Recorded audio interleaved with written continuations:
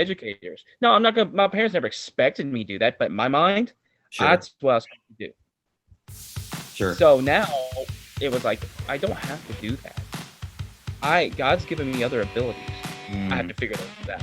You know, what can I do other things? And through this process, I realized God's given me a lot more abilities than I ever thought I had.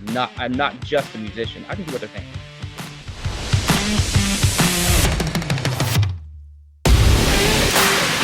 What is up, friends? Rob Sevilla here, and I'm back with a brand new Spitting Fire Leadership podcast for all of you today. And I'm with my man, Mr. Drew Smith. Drew, will you say what's up to everybody real quickly? What's up, everybody? I know Drew's going to spit some serious fire for us today, and we're going to talk about leadership. We're going to talk about marketing, leads, and a whole bunch of other things. But before we dive into that, I want to remind all of you why I do this podcast. And it's simply because of this. I have a mantra that I live by, that we were all created on purpose for a purpose. And so I pray that something that is said today, whether by Drew or myself or something that we discuss, inspires you to be the leader that I believe your creator has called you to be. And what better year to live on purpose than starting now in 2022. So Drew, appreciate you coming on, my man, and thank you so much for being on the podcast with us today. And what I always like to start off doing with every guest is get a 30,000 foot view of their story. Can you give us a little bit of your background, maybe your family, you know, where you're from, where you're currently living, a little bit of the transition time in your journey up to what you're doing today? Yeah. So I grew up in a small town, Elizabethtown, Kentucky, in a Christian home. Two very awesome parents. Had an older brother. Both my parents have music backgrounds, music degrees. My brother's a professional musician, so Wow. naturally, that's what I did. I became had a music education degree, and Yeah. that's my background. I'm an educator at heart. That's Okay. where I am. Um, and that's what I've done for the longest time. And I'll always be an educator. But so being an educator for 15, 16 years, about in the interim, gotta say this: I met my wife Valerie when I was in high school, spring of my junior year, and it's a big long story. Another podcast. But in the end, got married, moved down here. She's from the Tampa area. I'm in the Lakes now. Okay. Moved down here. We'll be married for 15 years this Wow. summer. So, um, but came was an elementary music teacher of all things, and then I'd say about the time about 4 years ago when my mom died, things started to shift for me. I started looking at my life a little differently, and the way she died unexpectedly, Mm. and um, and ever since then, I started to think about things differently. One of the things that I decided was I didn't like to feel like I was hemmed in to, how do I say it, a set rigid schedule. I want to live life on my own terms, Sure. and that led me to life insurance. So I got my license. I started selling final expense, and then found out my wife was pregnant, and that changed the whole family dynamic. We were not planning to have a third child, and so I still was selling, but I had to go back into the classroom. I needed to have more like a set schedule per se, even though I didn't really care for it. And through that, I decided I want to figure out. The Lord was leading me. It's just so funny how God makes things happen. I thought I was to sell insurance, but that's not what He had. Mm. Through trying to figure out how to sell online, because I saw running leads was the pits. I hated running Right. leads the way they'd always been done. And I met my now business partner, Kyle Smith. Another Smith. And um, I got with him, started working with him, but initially, I really wasn't. Well, I started doing some of his systems that he had started to develop, and Okay. then what happened was I started sending him, referring him agents, Yeah. and sure. So I hate, I said, I didn't like the running leads the way they had been done. I just didn't like Sure. it. So I started to look for ways. How can I sell online? There has to be a way. Everything else is sold online. Sure. So I met my now business partner Kyle. Right. Did work through his system at the time. Of course, it's much different Right. now. And Right. over time, I started basically I started referring agents to him, and they kept, doing well under him. So he asked me Right. to do something else, something else, something else, until before you know it, I'm doing a big part of the business. And you said, you need to be owner because this is growing because you came on. And Mhm. now I'm the part owner of Tidal Wave Marketing Systems for Insurance. Gotcha. That's what I'm doing. That's my sole focus right now. Gotcha. Gotcha. And so I want to go back because you talked about your mom unexpectedly passing, but it caused a stir in you. Something changed. I think a lot of times, and listen, I say this very respectfully. My wife and I have lost a child. We've had a lot of death and unexpectedly happened in our family.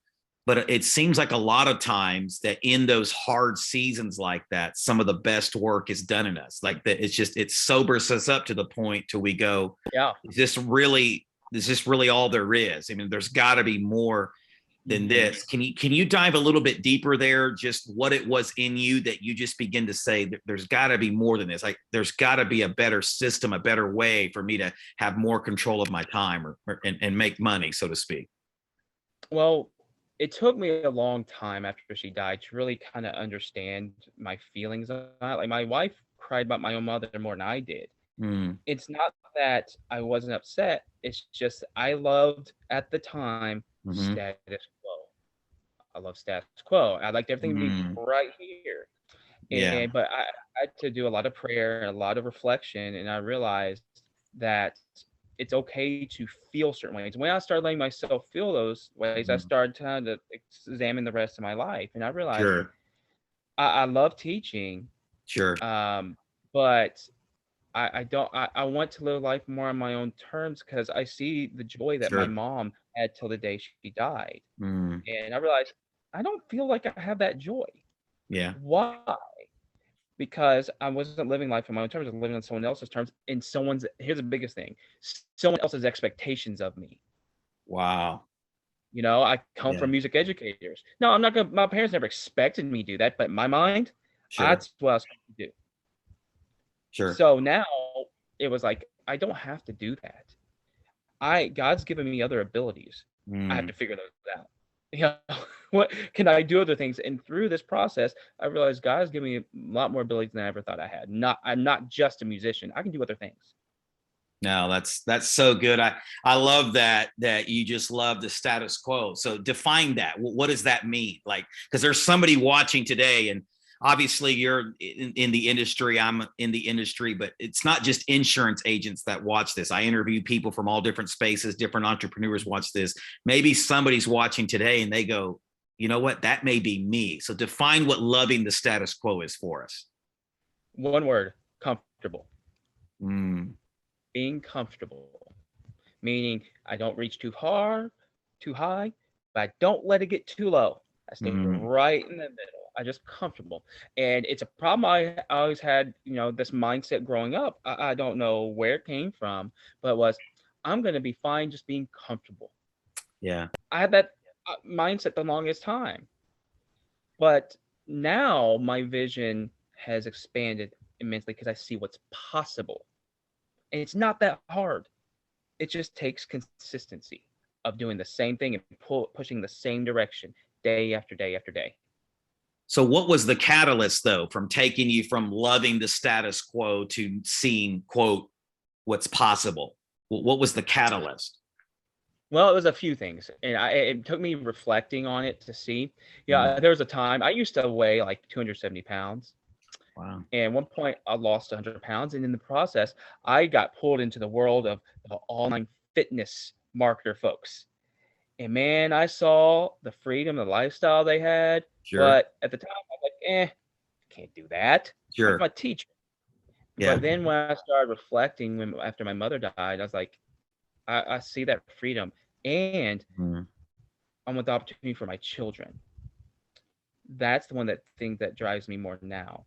I mm, want opportunity for my kids. I've told my wife so many times, I don't care one bit about driving a big fancy car. Don't care. I want a house that's big enough for our family. That's all I care about. But I want opportunities for our kids. I want to be able to bring our family together. those things what drive me. And as a teacher, as I tell people, being a teacher is like being on fixed income. No matter how good I do my job, I can't increase my income, which means as our economy gets worse and worse, my opportunities for my family goes down, down, down. So it's that opportunity for my family that drives a lot of this. Yeah, and I love this because you're talking about being an educator, then you got this business. And I think there's so many people that believe that you have to have one or the other, but in your case, for the season that you're in, they're both working together for the progress, for the goals that you're trying to reach. So maybe there's somebody watching today who is struggling with that. Like maybe it just needs to be a side hustle for a season. Yeah. Right, to complement what they're doing, but don't hate on what they're doing necessarily, right? Because I think a lot of times we see that online, leave your job in 7 days and make $1 million in your robe and all these kinds of things. So talk about how that works for you, because there's some people watching this today that I think will be encouraged when this drops, that go, hey, this guy's still doing his main profession, but is also building this business as well. Yeah. So for me, I'm very blessed that my business partner Kyle had a very strong business background. So unlike most people, I had him to lean on in that regard, as I've learned a lot of this. But what I found is it just takes, even with having 3 kids and a wife that I'm committed to wholeheartedly, just a little bit of consistent time every day, to build that side business, especially if you're doing it on the internet. That's the beauty of the internet. Yeah. You don't have to slave at 9 to 5. You have to be smart, and you have to time things and do things in a very good, correct order, but you don't have to slave over it. So, and that's the thing. But the biggest thing I'd say is just be consistent. Do it, do a little bit of that side hustle or whatever you want to call it daily. Because what is happening in the tidal wave for me, it's become a bigger and bigger part, to where here soon, I'm probably going to leave the classroom and do it full time. Wow. At least that's the hope. Yeah. That's what we're at right now. Sure. We're definitely on that trajectory. Yeah. And I love the way that John Maxwell puts it. He talks about consistency compounds, right? Oh, that yeah. A lot of us, we're not willing to be bad at something long enough until we get good at Right. it. But really, it's just Right. that consistency. Oh, absolutely. And when you're talking about this, when I started this YouTube channel, and by no means I'm not some major influencer, but I look back over the past year just to see how much it's grown, and just how much it's continuing to grow. And it just seems now, like after a year of really finding my voice, discovering my lane, because you think you kind of know it when you first start something like this, but then it's like you grow and mature. And now that consistency over 12 to 13 months, it's starting to compound. And that's what you're talking about. Oh, absolutely. Absolutely. I didn't know, when I started with Tidal Wave and with Kyle, I kind of sort of knew a little bit. What's funny is Kyle talks about, or my wife will say, he didn't do anything online before he started doing this. But because I did stuff with it every single day, now I kind of know a lot. Sure. And because if you do it every day, your knowledge base can go up tremendously very quickly. Sure. And before you know it, you can be looked at as an expert. And you're like, I'm not an expert, but you really are, because you know things that people don't, because you put in that consistent every single day. Yeah.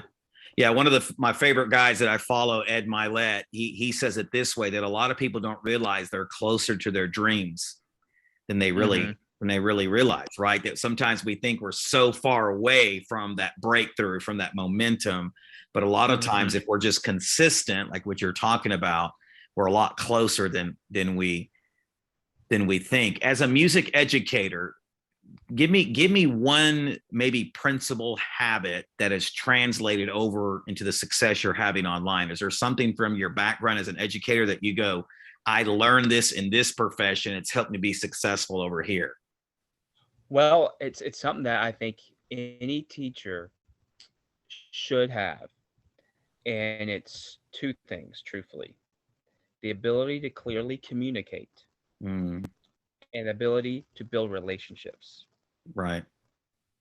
And those things have been just pretty natural for me.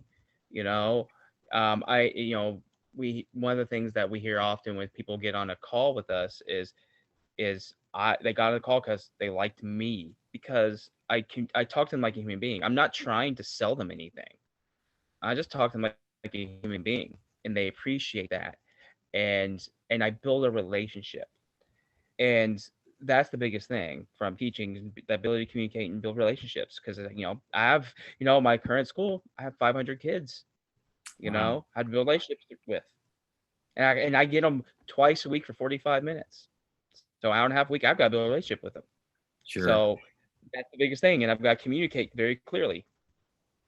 Yeah. So let's take a quick time out here and let's talk about that just a second. Maybe somebody's watching today and they go, okay, Drew, practically give me one tip to communicate better, or how do I become a better communicator? And give me practically one tip on maybe I need to start learning how to build relationships today. Can you give one tip for each that is practical, simple to start applying today? Honestly, the biggest thing, it's a simple. It's treat others as you'd want to be treated. Mm, Simple as that. Talk to somebody the way you want them to talk to you. You know, and then the relationship part, it's just being consistent. Again, sure. if somebody reaches out to you, then you don't sit there and leave them hanging. Right. Talk to them. A lot of people online, in the online space especially, if um, you don't have something to offer them, they won't talk to you back. If they don't see immediate dividend, just keep the relationship open, the lines of communication open, and just talk to them the way you want to be talked to. Simple as that. I don't talk to anyone online or on a call, anybody, any different than I talk to my wife or Sure. anyone else. Talk to them with sincerity and just have a conversation with them. And do not, this is the biggest thing in the world of sales. I don't care if it's Mm, insurance, yeah. whatever.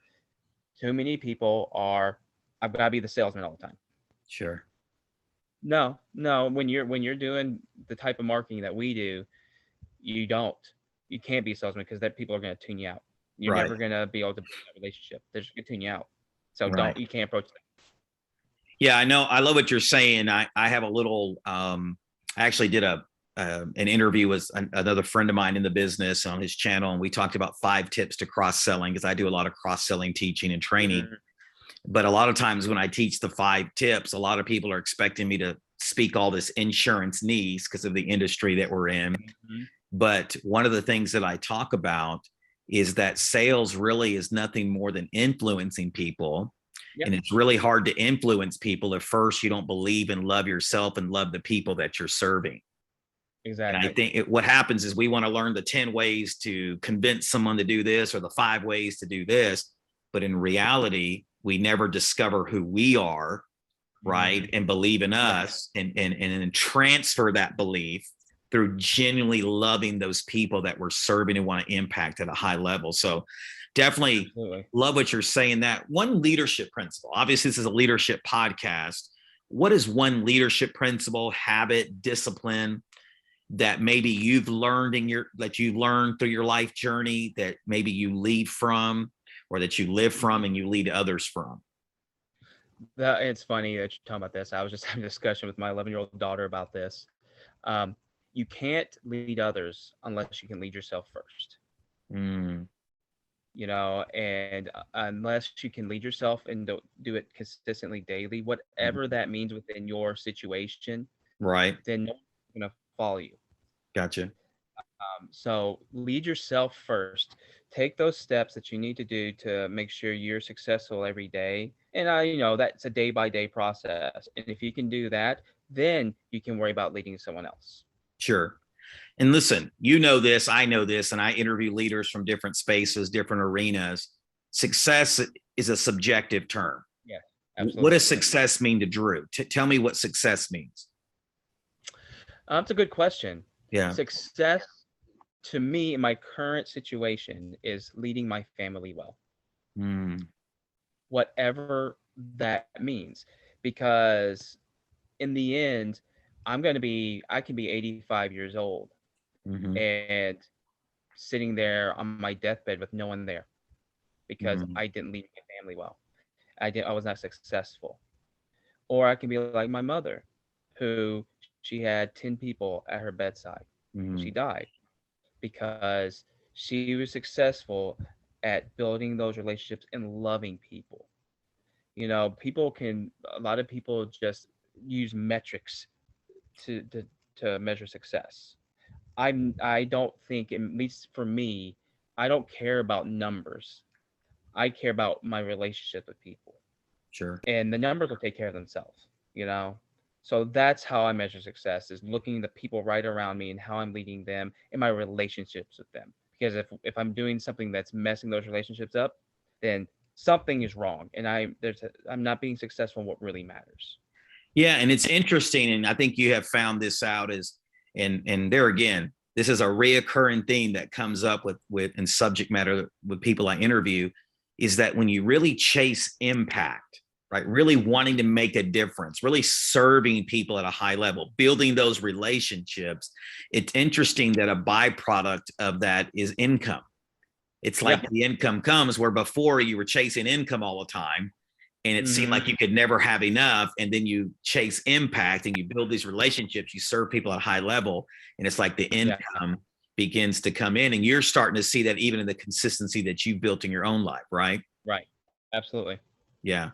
No, so I Absolutely. definitely love that, leading yourself as a principal, but then also leading your family well. Once again, I believe in practicality, right? What is one step? Maybe somebody's watching this today and they go, you know what? And listen, as a former pastor and church planner, I have to admit it. I'm embarrassed to admit it, but I have sacrificed my family on the altar of ministry. I have sacrificed my family at seasons on the altar of doing, if you will. Yeah. Yeah. Yeah. Yeah. So, what is somebody out there maybe has fallen into that trap that I fell into at seasons in my life? What is one practical application they can put in starting right now to begin to win with their family and lead their family well? Well, it's interesting because I have to find that balance because coming from the educator background, I have a very set schedule. I I clock in at this time, I can Mhm. leave at this time. But when I'm home and able to really focus on my business, Sure. I don't have that structure. So one of the things that I do for myself, I set up a daily schedule. I've got to get this done at this time, this done at this time, this done at this time. And when I hit this time, even if it's not all done, I'm done for the day. Mm, I've got to put things off to the side because if I don't, I will just keep working through the night because sure. there's always that doer, right? You think Right. you can always be doing more, even though, but there's the law of diminishing returns, right? Sure. You do Yeah. the right things daily, you know, you Right. can you can go home and be home, Right. but you make your list of things to do daily, Sure. get those done consistently, and then if you got other things that come in, maybe fit them in. But that's the thing: be willing to put something off till tomorrow that can be put off till tomorrow, Sure. because if not, you're just going to find things to do, constantly find things to do. So, and that's the thing, and also be willing. And this is a thing I'm still working on: put your phone away. Yeah. Put your phone away, put it down, put it in another room, be able to be present with your family. Yeah. That's really hard nowadays when you're always wondering, oh, looking at your phone, who's emailing me, who's text messaging me. It could be important. They can wait. If Sure. it's that important, they'll call you. So when you're mapping out that time scheduling, are you using that electronically? Are you using it on your phone? Is it a I book? usually I just do on like calendar. So Okay. I'll just put I put specific times I want to get done because also, I'll be honest with you, if I don't do it, I get stressed. Yeah. I'll get stressed out, man, because I think I did what I need to do today, but this is the way I Sure. keep track of what I've actually done. I Right. know I put in the work today. So Right. it's another it's finding the balance and keep my own stress level so I can then when my family is all here, I can give my best to their family. I'm not stressed. Man, that's great. I love that. I have really struggled with that because I'm a doer by nature, and my Hmm. wife will tell you this. And I mean, I can go 7 days a week, 24 hours a day. Like it's in me to do that. But as you have said, it's caused me to not be present and it's caused my family to suffer at seasons in our Oh, journey. And yeah, like I said, I think it's a problem everybody has. I still struggle with it. Like I find myself, I put my phone in my, in another room, and I all of a sudden find myself in that room checking it because I'm so wired in my sure, brain that I've got to be available when I don't. So it's a process. I think it's a process for anybody who has, especially done anything online, because sure, internet never cuts off. right. So totally get that, man. Totally get that. Yeah. Yeah. So I love that because sometimes it's just being very intentional, finding a Mm-hmm. simple way to implement a strategy to do that. And I have found that the most successful people that have health in all areas of their life are really good at managing their time and planning their Yeah. days and are very present with their family. So that's the kind of people that I've tried to surround myself with Mm-hmm. because I'm trying to learn that even at a greater level. So I love what you're doing here. Listen, before we jump into leads and marketing, because I know you're a lead, teaching people how to generate their own custom leads. And I want to talk about that. But I always ask everybody that comes on the podcast this question. If there was one word you could use to describe yourself, what would that one word be? Oh, that's a good one. Um, let me think about that one for a second. Sure. Probably, um, again, I'll go back to that word. And then my wife would probably agree with me. I'm pretty consistent about an even keel.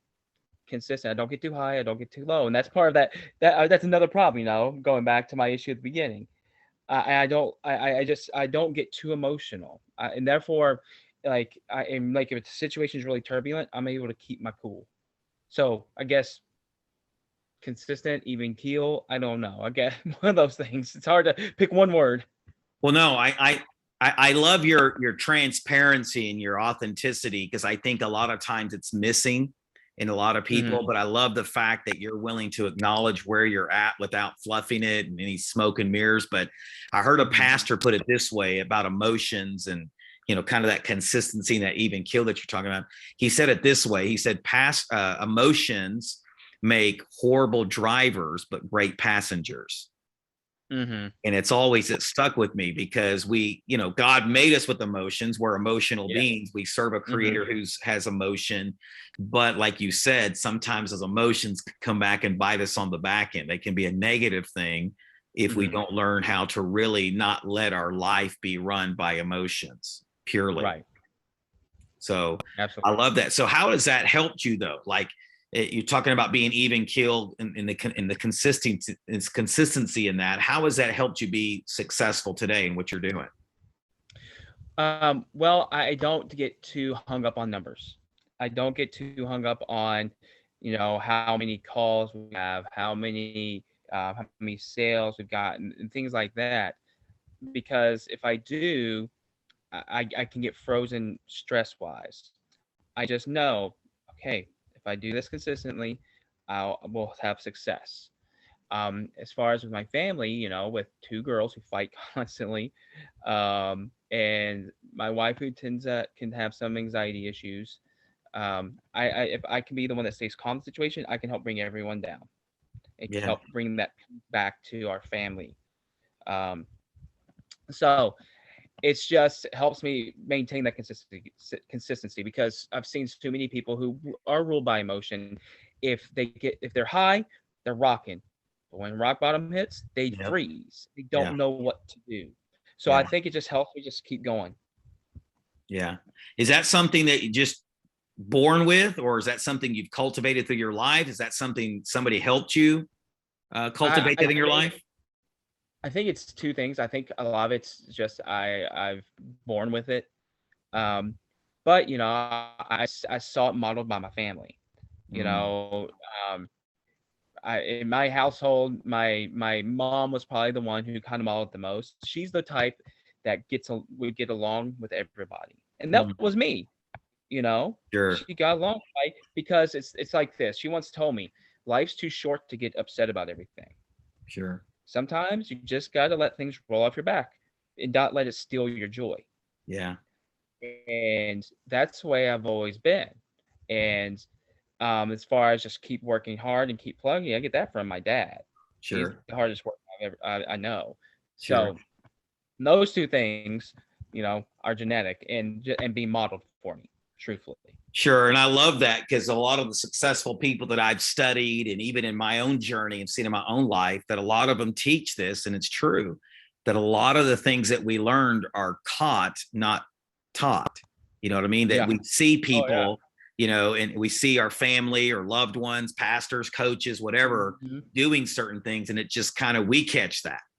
So Absolutely. if you're watching today, I think this is a very important point as a leader, that remember that somebody's always watching, right? And if you're Oh, a leader of your absolutely. home, obviously, as a parent, a dad, mom, it's definitely a sobering thought that a lot of things our Absolutely. kids are learned are caught, not taught, right? So, so I appreciate you, talking about that just for a second. So let's transition for a second into marketing. And I Okay. was reading a little tagline. I wrote it here because I didn't want to get it wrong. It says, tidal wave marketing empowers agents to take control of their marketing and lead generation. Mm-hmm. Okay. Why is that necessary? Why is that a pain point for agents? I know you briefly talked about lead generation earlier and kind of a need there, but dive a little bit deeper in that, and why empowering agents to do that is a must. Well, it goes back to the agent fail out percentage. It's about 92% of all agents fail out of the industry. Mm-hmm. And one of the biggest reasons is lead cost. And I don't think it's necessarily lead cost, it's lead quality combined with some training issues. Sure. So my business partner, and I, Kyle, both dealt with running B leads, Yep. driving all over the place, Sure. putting, over 1,000 miles on our car in a week, those kinds of things. While, like every agent does, you knock on a door or you call somebody and they don't know what you're talking about. And and we were thinking about it. We knew that in the end, to move forward in this industry, you had to get rid of the antiquated ways of the industry. You couldn't rely on direct mail leads. Facebook leads are quickly becoming um, a thing of the past because it's getting saturated. So how do you solve that? And the biggest is you control it yourself. You Mm, don't go to a lead vendor who has no idea who you are. They don't know how you run your business. They don't know how you prefer to run your business. They don't know any of those things. And if you can control the marketing, if you control the messaging, you can start to control the flow, and you can choose what kind of clients you want to work with. And it also moves you into the 21st century. You get a digital presence, because if you look around, there are more and more of these online digital selling platforms that, let's face it, they're out to make money. mhm. And as soon as they can, they're going to try to cut out the middleman, and they're going to go straight to consumers. Well, if you position yourself right, they can't cut you out. Sure. So that's what we feel. And if you can get yourself in that situation where you control your marketing, you will also never go poor again. You'll never, if you know how to market, you know how to market. If you know how to reach a specific audience, you know how to reach a specific audience. And we want agents. So it's called, our program's called Leads for Life. Mhm. Because once you understand these principles and how to apply them, you can apply them for the rest of your life. Whatever you do, even if you get out of insurance, you can still apply these and make money and do well for yourself. So really, these are foundational principles, strategies that you can use in any arena. I mean, today we're talking Yeah, about insurance, but absolutely. Absolutely. gotcha. And so I remember as you were talking, my mind was flashing back to when I was a captive agent, right? This is one of those captive agent horror stories, if you will. Yeah. And I remember I was excited, got my license. I was green. I didn't know any better. And I got with this specific final expense company. And they told me, you're going to get these quality commercial leads and you're going to be able to log into your back office and get them daily. And what they didn't tell me, or what I didn't know, or I was too, I guess, green to ask, was that these leads were about $38 to $40 a lead. And whether they panned out or not, or whether they were quality or not, because it was a subjective term, I still had to pay the $38 to $40. And they didn't tell me that there was other criteria that could actually affect my ROI off that lead. And so I saw myself running all over the place, running these leads, working my butt off. And next thing you know, I got $5,000 in lead balance. Right. And I'm going, whoa, what's going on here? So I definitely think something like what you're talking about is needed, is new strategies, new ways, fresh ways. I love what you said, control the marketing and control the message. Let's talk about controlling the message. What does that mean? Can you define that a little bit more for us? Controlling the message means you control basically how you choose to educate your audience, how you choose to present yourself, and then you will have the ability to move them along in the sales process before they ever get on a call with them. And what, honestly, if you do it consistently and in the right way, weekly, again, go back to that consistent word. Okay, marketing is all about consistency. They most of the time they schedule an appointment with you without you ever having to call them. And if that's the case, that means their intent's extremely high, because if you're controlling that messaging, you're able to, again, move them along that sales process. And again, I'll say this: no one can market you better than you. And because if they buy into you, because we, in the end, we know they're not buying a policy from you; they're buying you. Sure. And get that messaging across, control how they view you, and the sale becomes infinitely more easy. Sure. And so this tidal wave marketing, this Leads for Life, I know I think I'm in the Facebook group, and that's really how I came across, because I love some of the content you guys were posting. And obviously, as an agent, leads is important, right? Whether it's direct mail, whether it's ordering through telemarketed leads, whether it's live transfers, whatever, right? There's a whole gambit of those things. It's important because without leads, you're a dead duck in the water, right? And so I definitely love what you're saying about controlling the message, controlling the marketing, the consistency that's involved in that. What kind of results are you seeing though? Like what are you seeing from the average agent, if you will? The agents that, again, apply these principles consistently over time, what happens is their lead cost goes down while their ROI goes up. Because what happens is, think of it this way. If you let's say you bought let's say $500 in leads. We know a lot of people are buying a lot more than that. Sure. And let's say you sold $2,000 in policy that week. A lot of people we know are doing more, but they had to buy that 500, and then they had to drive all over the place. And to gas today, in the end, their ROI might end up being, those 500 leads, they might make, 16 or 1,200 back on it. Where versus with us, over time, you don't buy that 500 leads. Maybe you have to buy 250, and you don't drive as much, so your driving cost goes down. Okay. And eventually the 250 goes to zero, driving cost goes to zero because you choose to do it virtually. So now you've sold 2,000, it's all yours now. It's all yours in the end. So that's what we see. We see some people, because they really hit the ground running. We see some people within 2 weeks, they're halving their lead costs within a month. It's almost totally eliminated. Some people it takes a little longer, but for the most part, we have one of our biggest success stories was one of Kyle. So Kyle was an agency owner at one point.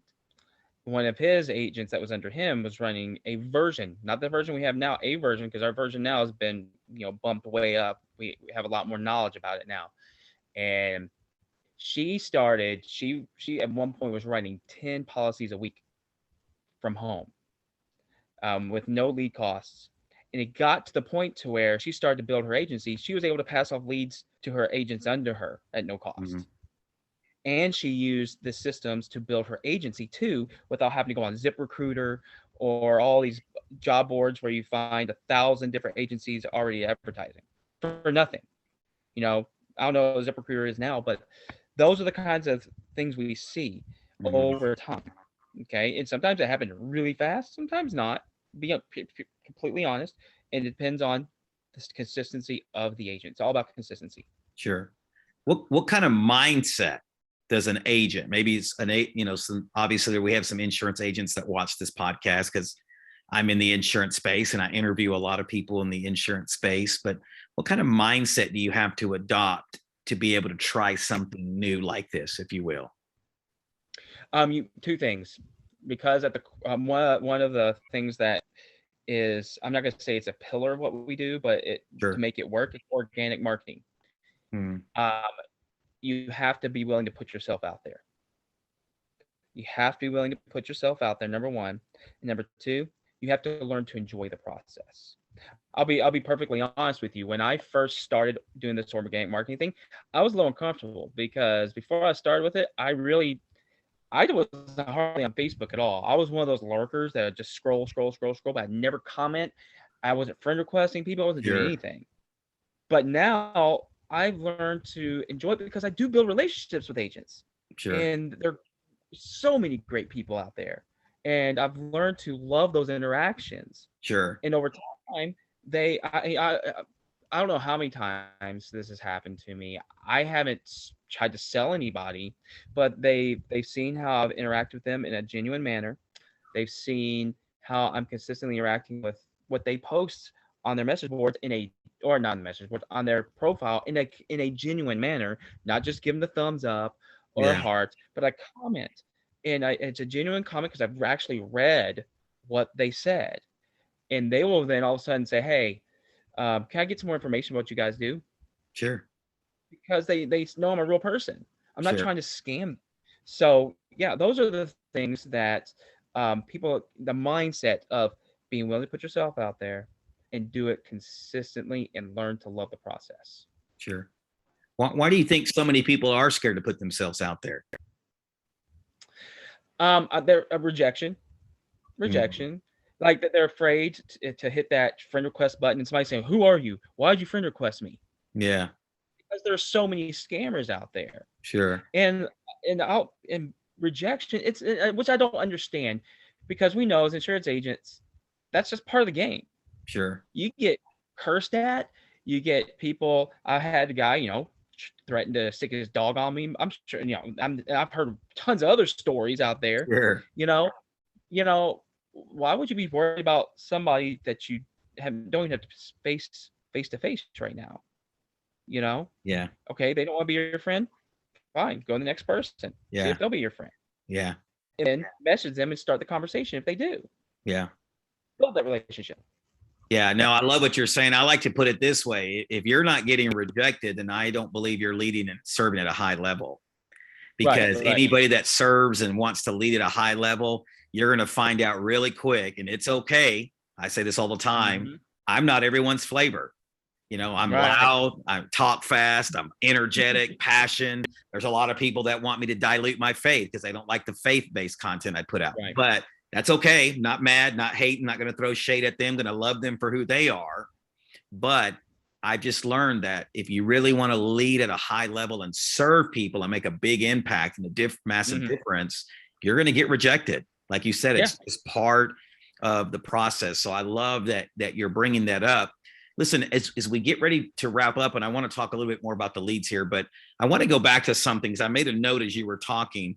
You said something about finding your true calling, kind of in that lane. You were an educator, you went into insurance, went back into educating, obviously building this tidal wave marketing with your partner, Kyle. But you said something about maybe educating wasn't your true calling, and correct me if I'm wrong, that you liked it, but there was something more for you out there. talk about that just for a second, because maybe there's people right now that hate where they're at, don't like the season they're in, the job, the arena, whatever word you want to use there.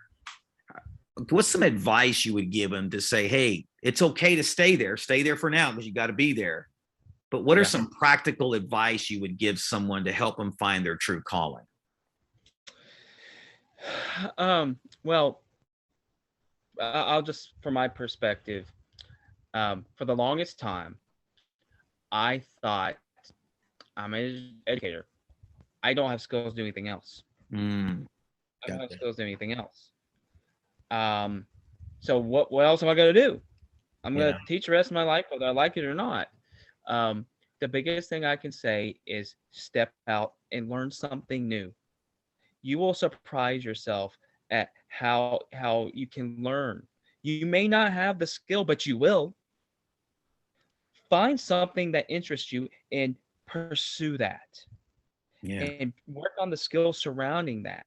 Because I didn't have any of these skills before I started this. I had no skills in this area.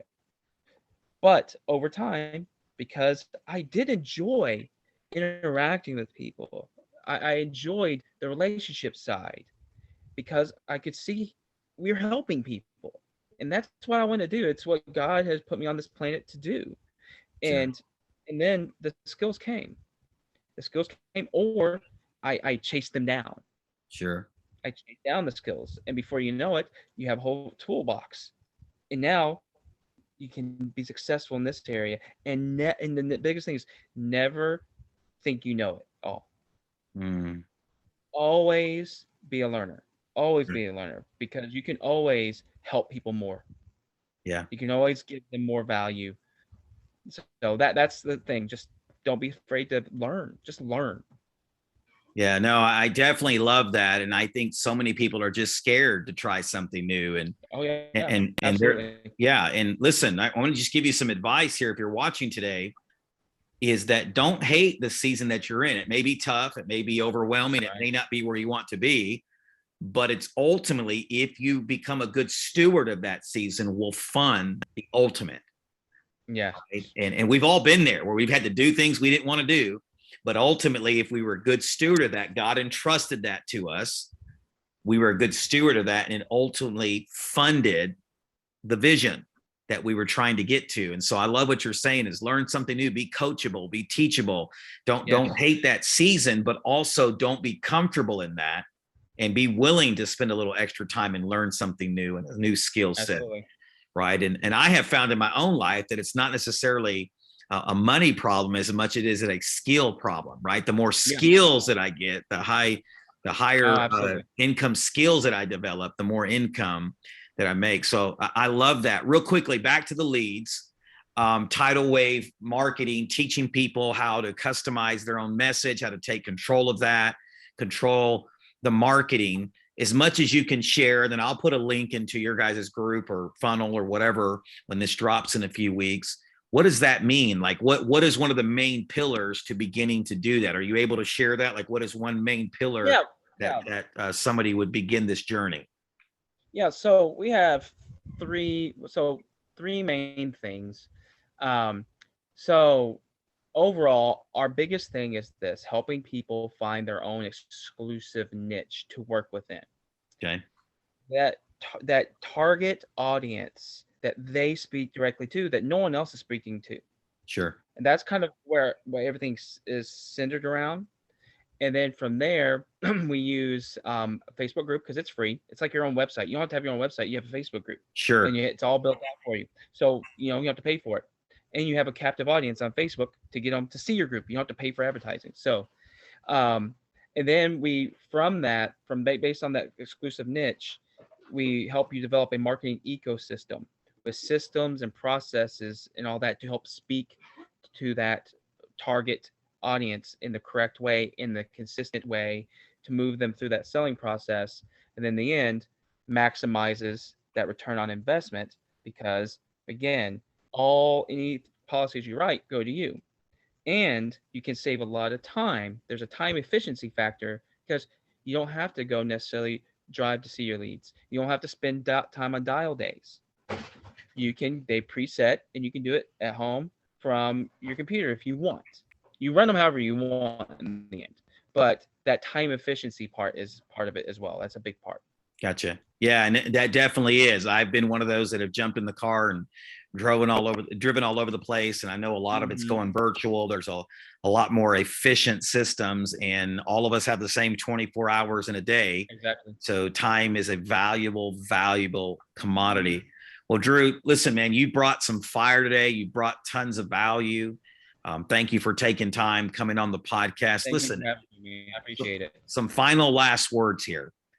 Let's just say it's just a general entrepreneur who is watching this today and says, I don't want to settle for that status quo anymore.